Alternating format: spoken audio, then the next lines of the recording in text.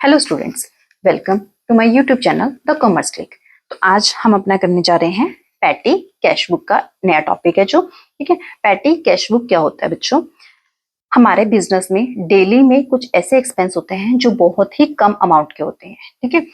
अगर हम उन छोटे छोटे एक्सपेंसेस को अपनी मेन कैश बुक में लिखते हैं तो हमारी जो कैश बुक है वो अननेसेसरी लेंथी और बल्कि हो जाती है।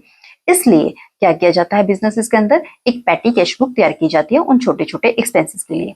अब इसमें क्या होता है, एक पैटी कैशियर होता है जो इन एक्सपेंसेस को करता है और इनको पैटी कैश बुक में रिकॉर्ड करता है।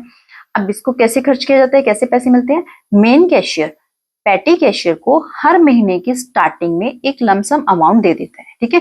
जो भी बिजनेस के अकॉर्डिंग, नीड के अकॉर्डिंग लगता है। बिजनेस छोटा है तो कम अमाउंट उसको मिल जाएगा कि मंथली एक्सपेंसेस में उसका हो जाए। बिजनेस बड़ा है तो उसको बड़ा अमाउंट दिया जाएगा ताकि वो मंथ के एक्सपेंसेस इजिली उसमें से कर सके। तो एक लमसम अमाउंट जो होता है पैटी कैशियर को हर महीने की स्टार्टिंग में मेन कैशियर दे देता है। सारा मंथ जो होता है वो उसमें से खर्च करता है, जितना भी उसका खर्चा होता है, और उसको अपनी पैटी कैश बुक में रिकॉर्ड करता रहता है। मंथ के एंड में जितना भी उसने एक्सपेंस किया है वो अपनी petty cash book, main cash book को दिखाता है। मेन कैशियर जो होता है उसको प्रेजेंट कर देता है। अब मेन कैशियर क्या करता है कि जितना भी उसने एक्सपेंस किया है उतना पैसा उसको वो दे देता है, ठीक है। मान लीजिए किसी मेन कैशियर ने पैटी कैशियर को किसी महीने में स्टार्टिंग में 5000 रुपीज दिए और मंथ का एंड होते होते 4500 रुपीज जो है खर्च हो चुके हैं। तो अगले महीने की 1 तारीख को मेन कैशियर पैटी कैशियर को क्या करेगा, 4500 दोबारा से दे देगा। फिर से अगले महीने की 1 तारीख को उसके पास कितने हो जाएंगे, 5000। तो इम्प्रेस सिस्टम होता है जिसमें अमाउंट जो होती है हर महीने की स्टार्टिंग में एडवांस में पैटी कैशियर को दे दी जाती है। पूरा महीना वो उसमें से खर्च करता है। मंथ के एंड में जितना एक्सपेंस उसने किया उतना पैसा उसको मेन कैशियर फिर से दे देता है। क्लियर?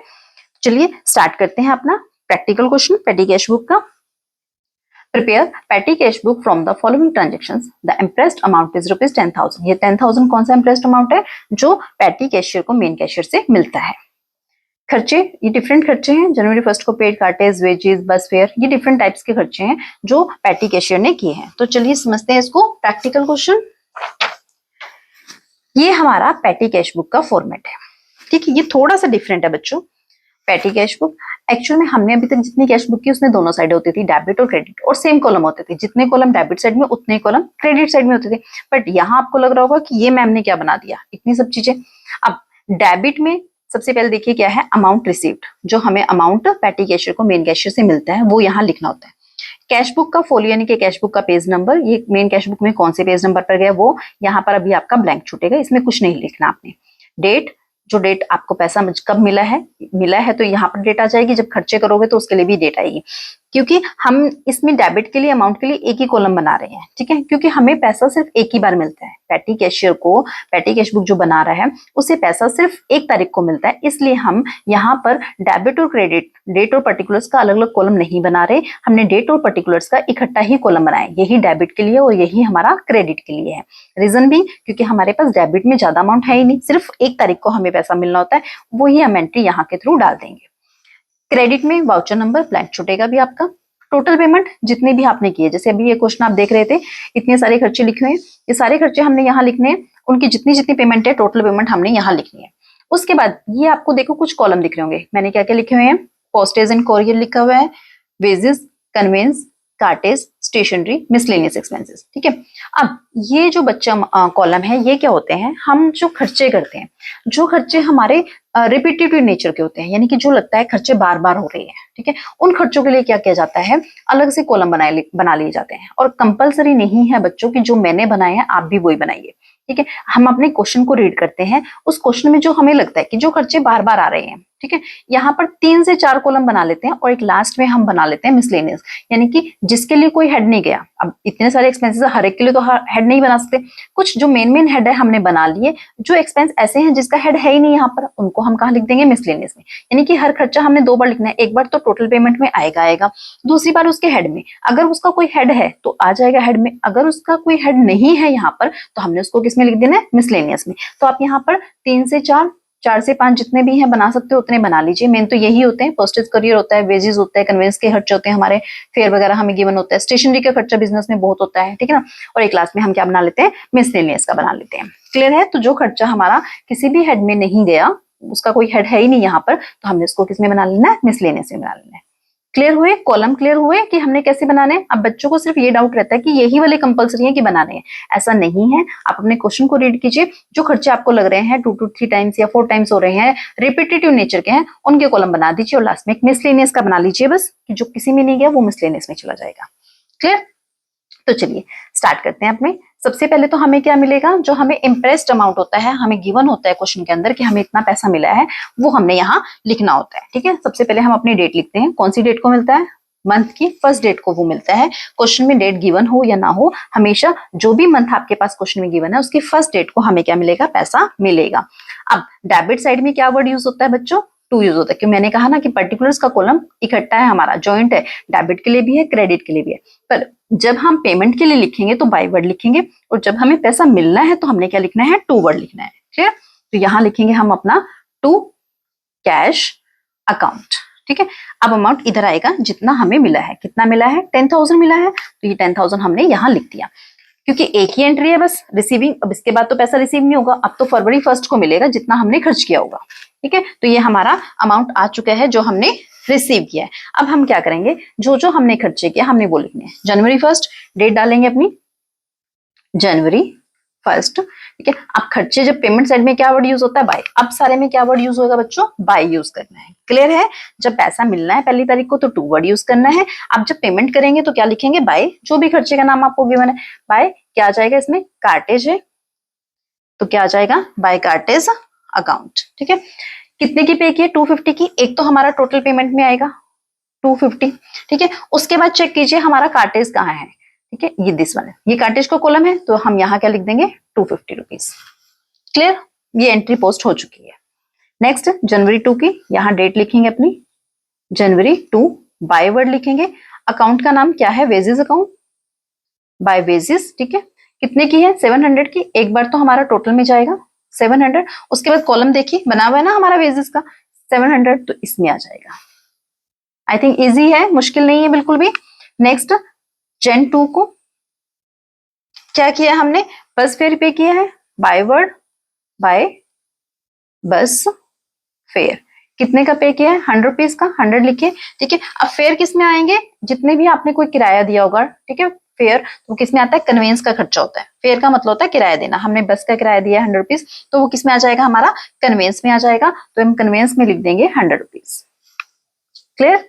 नेक्स्ट जनवरी 3 को पोस्टेज का है, जनवरी 3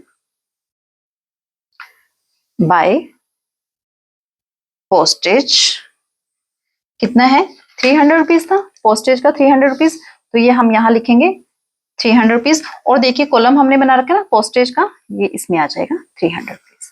नेक्स्ट जनवरी 4 को रिफ्रेशमेंट का है, जनवरी 4 बाय रिफ्रेशमेंट। रिफ्रेशमेंट पे देखिए कितना खर्चा किया हमने, 400 रुपीज, तो ये 400 रुपीज एक बार तो यहाँ लिखे जाएंगे। और देखिए रिफ्रेशमेंट का हमने कोई भी कॉलम नहीं बनाया। अब रिफ्रेशमेंट का अगर कोई कॉलम नहीं बनाया तो किसमें डाल देंगे हम, मिसलेनियस में। जिसका कॉलम अगर नहीं बनाया हुआ तो हमने क्या कर देना है, मिसलेनियस में लिख देना है। क्लियर। नेक्स्ट 4 की होगी, 6 10 की, कोरियर चार्जेस है 150 के, जनवरी 6 बाय कोरियर। कितने थे कोरियर चार्जेस, 150 रुपीज। एक बार तो 150 रुपीज टोटल में तो जाना ही जाना है बेटा। ठीक है, जितने भी पेमेंट आप कर रहे हो। दूसरा जो भी हेड है, कोरियर का हेड ये है, this is postage and courier, तो इसमें जो 150 रुपीज है वो यहाँ पर आ जाएंगे। क्लियर है। नेक्स्ट करते हैं जनवरी 8 की, फिर रिफ्रेशमेंट एक्सपेंसेस है 600 के, जनवरी 8 बाय रिफ्रेशमेंट कितने हैं, 600। और रिफ्रेशमेंट का कॉलम नहीं है तो ये कहां चला जाएगा, हमारा यहां पर आ जाएगा 600। क्लियर है। नेक्स्ट जनवरी 10 कार्टेज 400 के, जनवरी 10 बाय कार्टेज अमाउंट 400 रुपीज। तो ये 400 रुपीज एक बार तो यहां पर आ जाएगा, और कार्टेज का कॉलम देखिए ये है, तो इस कॉलम में हम अपना लिख देंगे 400 रुपीज। क्लियर। नेक्स्ट जन 10 के बाद जन 15 टैक्सी फेयर, जन 15 बाय टैक्सी फेयर।